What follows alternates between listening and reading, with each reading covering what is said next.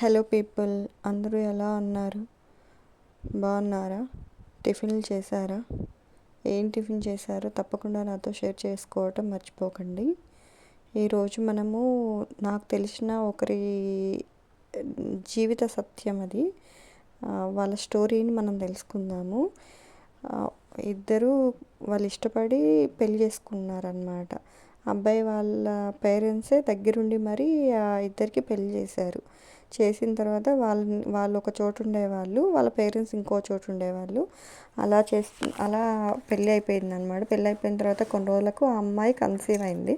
Conceive అయిన తర్వాత first పాప అనమాట. పాప పుట్టాక కొన్ని రోజులకి వాళ్ళు ప్రజెంట్ ఎక్కడైతే ఉంటున్నారో అక్కడి నుంచి వాళ్ళ అబ్బాయి వాళ్ళ ఊరు వెళ్ళిపోదామని చెప్పేసి డిసైడ్ అయిపోయారు. సో వాళ్ళు వెళ్ళిపోయారనమాట. అక్కడ ఉంటున్నప్పటికీ వాళ్ళు సెకండ్ టైం మళ్ళీ ప్రెగ్నెన్సీ కన్సీవ్ అయిందనమాట.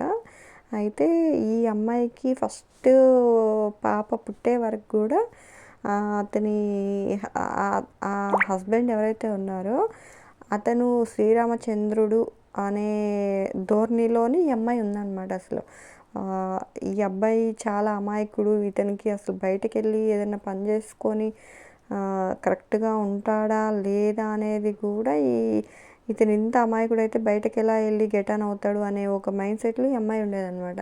అంత గుడ్డిగా నమ్మేసింది ఆ అబ్బాయిని. సో అలా నమ్మేసి ఆ అబ్బాయితోటి అట్లా అక్కడ వెళ్ళిన తర్వాత ఈ అమ్మాయి మళ్ళీ సెకండ్ టైం ప్రెగ్నెన్సీ కన్సీవ్ అయింది కదండి. కన్సీవ్ అయ్యాక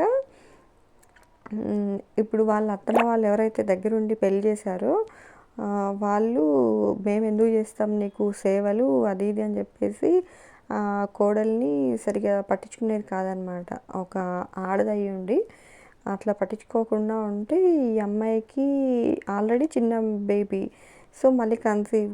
సో ఈ అమ్మాయి పని చేసుకోలేకపోతే వాళ్ళ హస్బెండ్ దగ్గరుండి మరి ఆ అబ్బాయి ఈవెంట్స్ చేస్తుంటాడంట. పెళ్ళికి సంబంధించిన ఈవెంట్స్ ఉంటాయి కదండి, అలాంటివి చేస్తూ ఉంటాడనమాట. చేస్తూ ఉంటే అందులో పనిచేసే ఒక అమ్మాయిని తీసుకొచ్చేసి కేర్ టేకర్గా ఇంట్లో పెట్టుకున్నాడు అనమాట. సో ఈ అమ్మాయిని ఫస్ట్ నుంచి అక్క అక్క అని పిలుస్తుంటే ఈ ఈ అమ్మాయికి ఎందుకో డౌట్ వచ్చేసి, నన్ను అక్క అని పిలవకమ్మా, నన్ను వదిన అని పిలువు, తన అన్నయ్య అని పిలువు అని చెప్పేసి చెప్తుందనమాట. ఓకే అని చెప్పేసి అప్పటి నుంచి అన్నయ్య అది తీసుకురా, అన్నయ్య ఇది తీసుకురా అని చెప్పేసి చెప్తూ ఉండేది. సో ఈ అమ్మాయికి వాళ్ళ వైఫ్కి ఒకసారి అనుమానం వస్తుంది.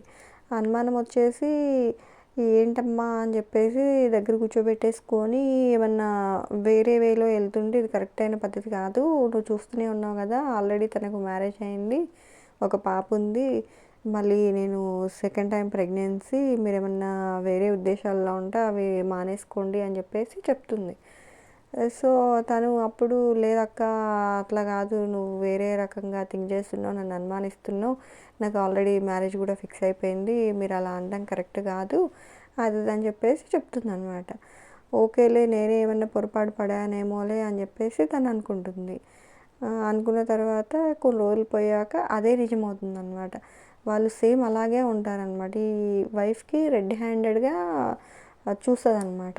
చూశాక ఓకే అది అయిపోయింది. అట్లా వాళ్ళు ఇది అయిపోయిన తర్వాత ఈ అమ్మాయిని ఇది తెలిసి ఈ అమ్మాయి ఊరికే వాళ్ళ హస్బెండ్ని ప్రెజర్ చేస్తుంటే అతను ఎలా అంటే అలా కొట్టడం, మేబీ అప్పటికి 7 months 8 months అట్లా ఉన్నప్పుడు వైఫ్ని కొట్టడము, ఆ పొట్ట మీదనే కొట్టడము, అలా చేస్తూ బయటకు నెట్టేయడం, అలా పనులని చేస్తుంటే వాళ్ళ అత్తమ్మ దగ్గరికి వెళ్ళేసి, అత్తమ్మ మీ అబ్బాయి ఇలా చేస్తున్నాడు, ప్లీజ్ అత్తమ్మ కేసు వేస్తాను, వెళ్దాం అత్తమ్మ అని చెప్పేసి అడుగుతుందన్నమాట. అడుగుతుంటే నేను రాను అని చెప్పేసి ఆ అమ్మాయి, నువ్వు కరెక్ట్గా ఉండుంటే మా వాడు ఎందుకు అలా చేస్తాడు, నువ్వే కావాలని చెప్పేసి మా వాడిని అనుమానిస్తున్నావు అది అని చెప్పేసి, ఒక ఆడ మనిషి అయ్యుండి ఒక ఆడ మనిషికి సహాయం చేయకుండా ఒక అత్త ప్లేస్ అదే ప్లేస్లో ఈ అమ్మాయి తప్పు చేసి ఉండుంటే వాళ్ళ కొడుకే వచ్చేసి, అమ్మ తను ఇట్లా తప్పు చేస్తుంది అని అంటే సపోర్ట్ చేస్తావా లేదా? ఒక ఆడపిల్లకి నువ్వు సపోర్ట్ చేయడం మానేసేసి అక్కడ ఆడపిల్ల కోడలైనా, కూతురైనా, అల్లుడైనా, కొడుకైనా తప్పు ఎవరి సైడ్ అన్నా ఉంటే చెప్పాల్సిన బాధ్యత ఉన్నప్పుడు చెప్పి తీరాల్సిందే. అసలు అలా ఏం లేకుండా పైపెచ్చు ఆ అమ్మాయిని ఎవరైతే తను ఉంచుకున్నాడో ఆ అమ్మాయిని తీసుకొచ్చేసి వీళ్ళ అత్తయ్య దగ్గరుండి పెళ్లి చేసింది. అది అస్సలు కరెక్ట్ కాదు కదా! అదే నీ హస్బెండ్ సేమ్ వేరే అమ్మాయిని లవ్ చేసేసి మళ్ళీ ఆ అమ్మాయిని నీ హస్బెండ్ పెళ్లి చేసుకుంటే నువ్వు ఎట్లయితే బాధపడతావో, ఇటు సైడ్ కూడా ఒక అమ్మాయి, ఒక ఆడది అదే ప్లేస్లో ఉండేసి నీ హెల్ప్ కోరినప్పుడు నీ సహాయం నువ్వు చెయ్యి, లేదంటే సైలెంట్గా ఉండు. అంతేగాని సెకండ్ మ్యారేజ్ ఎలా చేస్తావు అసలు? ఇప్పుడు ఈ అమ్మాయి ఆల్రెడీ ఫస్ట్ ఒక పాప, సెకండ్ కూడా మళ్ళీ పాపే పుట్టిందండి. ఇప్పుడు వాళ్ళు ఏమైపోవాలి? ఓకే అండి, సబ్స్క్రైబ్ చేసుకోండి. Bye friends.